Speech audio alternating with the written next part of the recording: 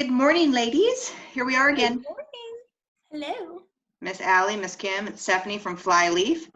And our topic today is partners work. Of sex addicts and infidelity? Yeah. Well, and addiction in general. I mean, That's true. I think that regardless of the addiction, like how we were talking about last time about process addictions, I mean, I think partners that are struggling with addicts in substance and alcohol also feel like they don't get a lot of the attention and struggle with their own healing journey. Yeah. And I think one of the things that's important to notice is that when somebody's in recovery, there's this presumption that the people that are in their lives automatically want to be there to support them and learn about their addiction and do all of that stuff. And many times by the time somebody gets into recovery, their people are burnt out and they kind of feel like, go get fixed. I got my own stuff to worry about. But there's oftentimes little room for somebody to express that without being made to feel guilty or shameful for not supporting the person with the addiction, when really they got their own trauma work to do. Right. And that whole, and this is going to go back a couple other topics that we did on boundaries, right? How needed boundaries are in healing for the partner. Right. Boundaries really create that space in which healing is possible, because they give themselves permission to just kind of focus inward on what their own experience is, shut some things out if they need to, and just focus on themselves. Right. Because addiction is selfish and recovery is selfish. Right. And that's okay. So if you're involved with somebody who has an addiction, you've experienced a bit of narcissism throughout the time that they've been using whatever it is that they're using, and then they go into recovery and you're like, oh great, now the focus is still on you. Go have fun with that.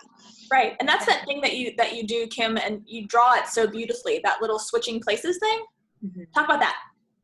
You want me to explain what I do? Yep. So you take, I get like I don't know, I'll just hold this like piece of paper, draw a line down the middle. One side you write addict, one side you write partner. And what you do is you write down the way the relationship looks, or the way the person feels prior to discovery of the addiction. And in this case, we're talking about sex or porn addiction. But what you would find yourself writing under the part of the addict are things like isolated, leading a double life, a lot of shame, fear, all of those kinds of things that you would see, insecurity, all of those things on that side. And on the partner side, what you might see is somebody who's very well connected, who feels like they have support, who feels loved, who feels authentic. And you'll see all of those things that the partner writes. And so you've got these two people living these two completely separate realities. And as soon as discovery happens, those two things switch. So as soon as discovery happens, and instantaneously, millisecond, the partner feels shame, feels like that now they're leading a double life because they can't share this particular addiction with people. Where alcohol, you can share recovery. Sex addiction, really, it's more difficult. They feel a lot of shame around it. They feel a lot of guilt. They feel isolated. They can't tell their people. They're not secure in their relationship anymore. Their world is just crumbled. Where the addict is like, oh, great, everybody knows I have no secrets. And all of a sudden, I have this great support group of people who are helping me heal. And I feel like my authentic self, and I feel honest for the first time. And I feel like I have one life instead of two. And that breeds a lot of resentment from the partner because it was thrust on them. It wasn't something that they did. But doing that chart and sitting with somebody with an addiction or sitting with the partner breeds a little bit of empathy for both sides. And it lets people see each other's side because they both have experienced or experiencing the exact same thing. And that's important. Yeah. It's a mouthful. Amen. Amen. Yeah. So when you have a partner come in and they're in crisis because they've just discovered something, what kind of things do you tell them? What kind of things do you help them work through in the very beginning?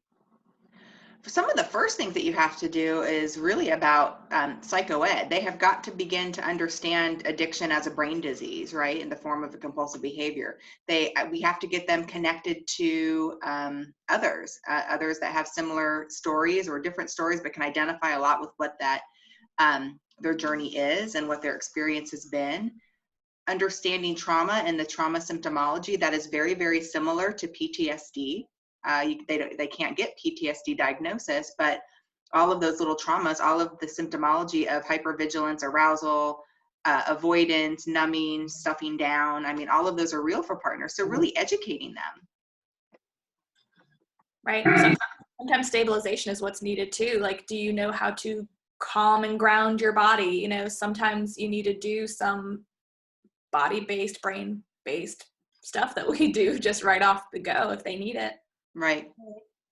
I also think normalizing some of the behaviors that they experience, which is that searching and seeking for information, and that kind of going down that rabbit hole that you have this almost obsessive compulsive need to do when you find out a little bit, is to find out everything, and normalizing that. And then the other part of it is to help them understand that it's okay to put the brakes on making a decision about the relationship.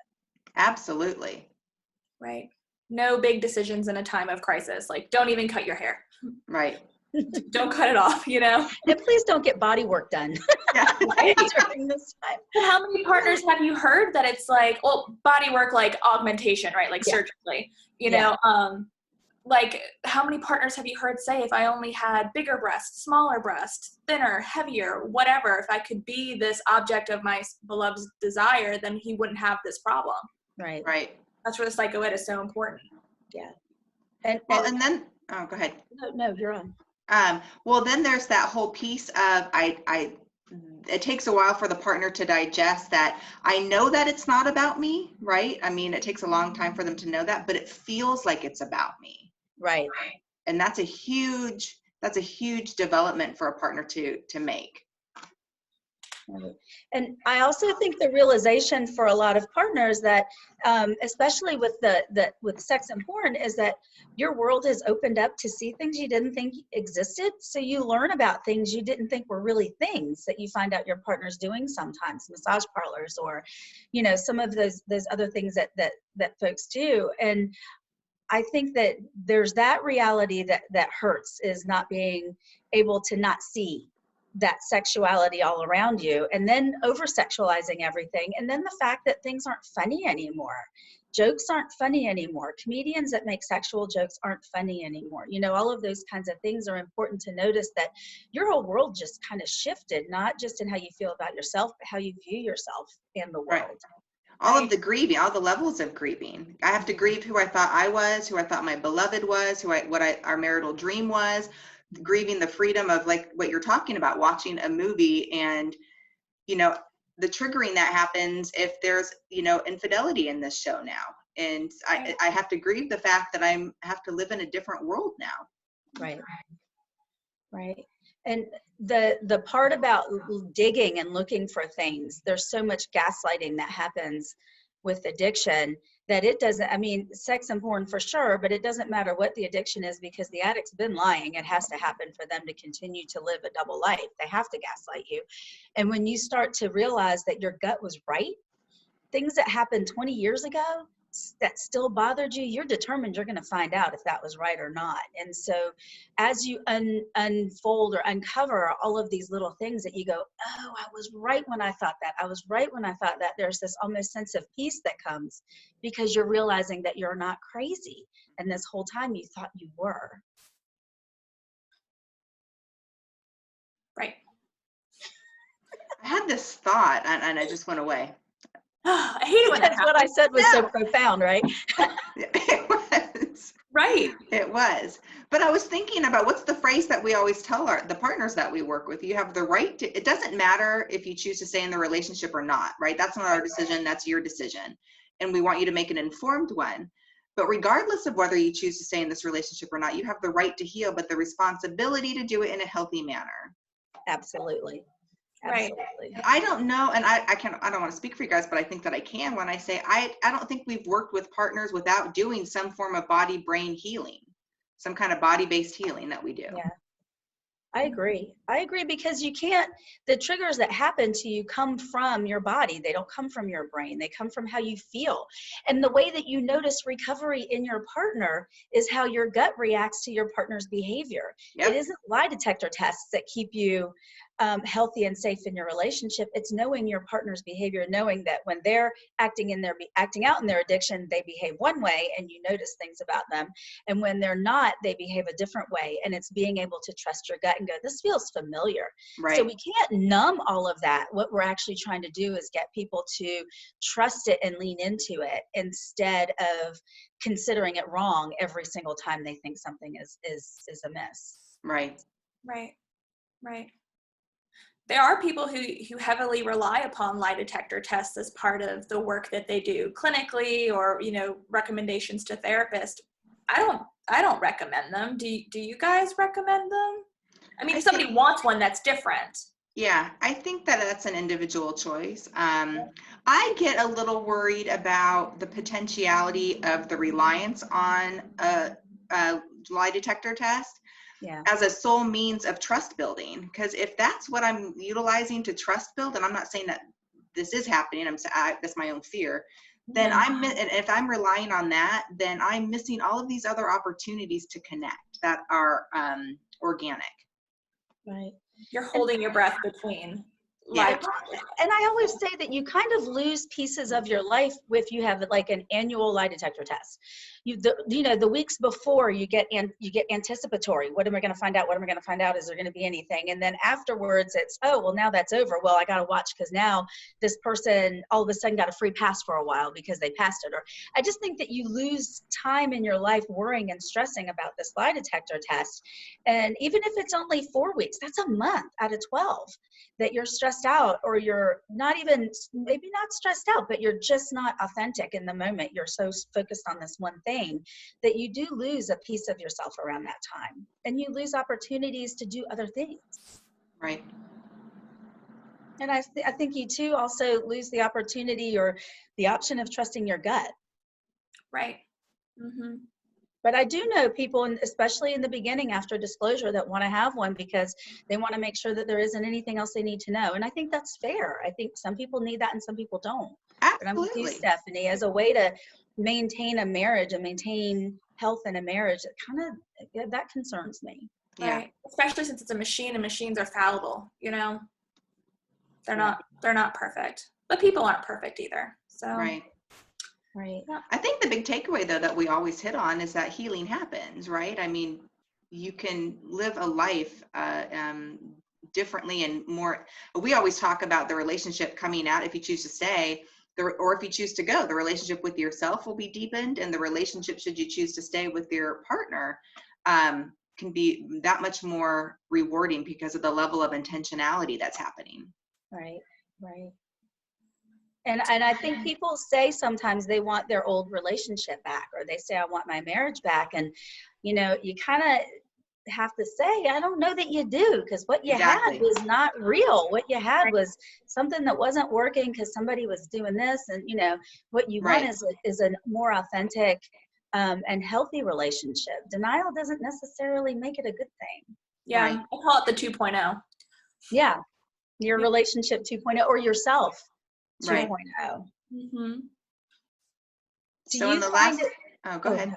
I'll say, do you find it necessary for partners or for addicts to go back and heal old hurts that have nothing to do with the relationship when they're doing their healing? I do.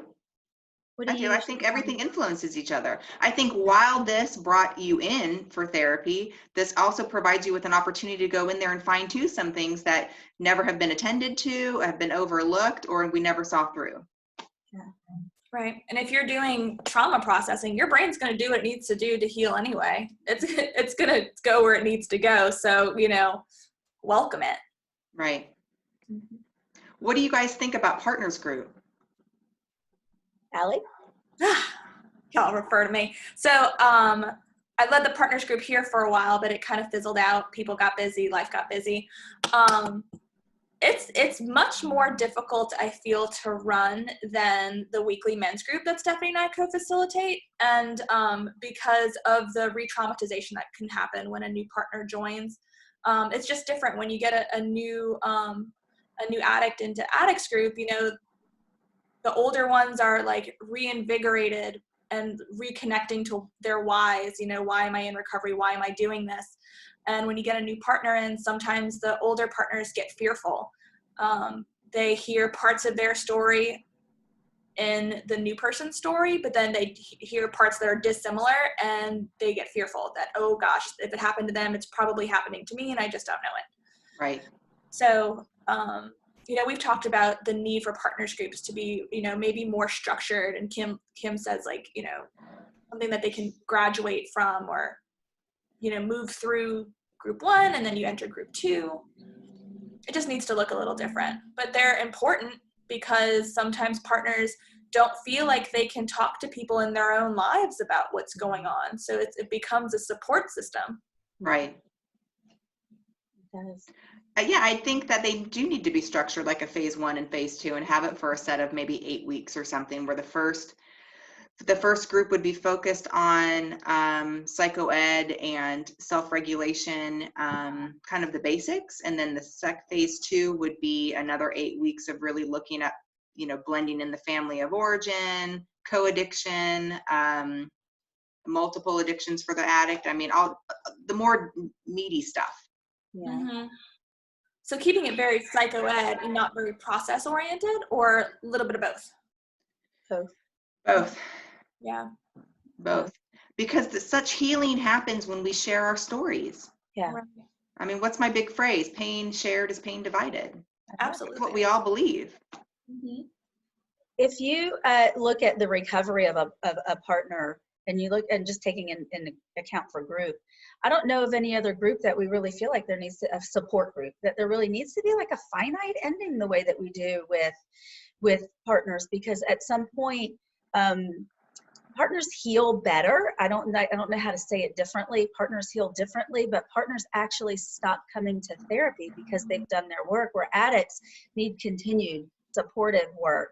Even if it's not individual therapy, it's going to be group therapy, but an addict needs to continually work on their addiction, where a partner at some point kind of gets kind of done. I'm done with it. Now I'll be, I can be supportive of you, and, we can work through it. And I think it's important for us to recognize that and share that with partners, because they don't feel like that in the beginning. It feels like this is a lifelong pain. And if you like Stephanie said, if you heal with intention and you heal in a way that's a healthy way for you, you're going to be okay. Right. Yeah. I mean, it makes sense that the two recoveries are different, because if you go back to addiction as a brain disease, diseases of any kind are things that need to be, monitored and treated and tended to intentionally throughout the lifespan. Diabetes, that's the only one that jumps to mind, but other ones that are chronic, partner's trauma might feel more acute, like in the moment they are not doing so great. And the trajectory is different, right? Yeah. So an addict, once they enter into recovery, kind of like rapidly kind of shoots up into wellness, whereas a partner kind of just manages for quite some time before they begin to rise, and because a lot of shit's been dumped on them. That's okay, you can say that, right? Well, we get asked a lot of times too, what if we think recovery for a couple is possible when it comes to this kind of thing. And I always say yes, but I also, and people will say, well, how many couples do you think recover? And I go, I don't know. I only see the ones that want to recover. There are probably a lot of people out there who don't stay together, but we don't see them. And there's no shame in choosing to leave a relationship that doesn't feel right for you. There's no shame whatsoever in that. There's also no shame in staying and trying to make something work because you value whatever it is that you have with your person. So, staying out of, like, statistically speaking, how many people stay together? I don't think that any of us really have a clear answer to that. But what we do see is that when couples do come in and they want to stay together, they can. Right. And that's real important. And even if you come in saying you want to and you change your mind and you don't, that's okay too, because that's all part of healing. So the two things I heard you say in there that I love is, one, we have to identify and recognize and call it out, which is partner shame. Partners experience shame as much. And the second thing is, what was the second thing that you said? Oh, sometimes there's just too much damage to stay. Right. Yeah. And that is okay to recognize. It is. It but is. And it's still there. Yeah, it doesn't have to end with pain. Right. So final thoughts on partner healing. I would say my final thoughts are just be honest with yourself. Don't make big decisions. When it happens, it's like a bomb going off. And when you try to pick up the pieces from a bomb going off while the bomb is still going off, you're going to find yourself just spinning out of control. So give yourself time to just kind of let things settle into something, whatever that looks like, before you make hard choices, and allow yourself the permission to feel whatever you feel, because I mean, you can't be inauthentic when you're healing from this. You really do have to be attuned to what's going on inside of you and be allowed to express that. Give yourself permission to not have to make a decision. Mm-hmm. Allie, where can people find us? Yeah, I'll just do that. Wait, no, I do have something. To try to figure out a way to heal in community, if at all possible. Identify who your safe people are. It's easier if you and your spouse have an agreement with what we're going to share with who, but y'all have the right and responsibility to tell your own story on your own time. And in a way that's safe. So try to heal in community. If we can be a resource in connecting you with communities, both in the Charlotte or North Carolina region or across the globe, we're happy to do it. And I'll let you know how you can find us. So you can find us on Facebook by searching Flyleaf Counseling. You can find us on YouTube, where we also post all of our content by searching for Flyleaf Counseling. And I think that's it. Oh, flyleafcounseling.com. Perfect. All right, till next time. Thank you, ladies. Bye.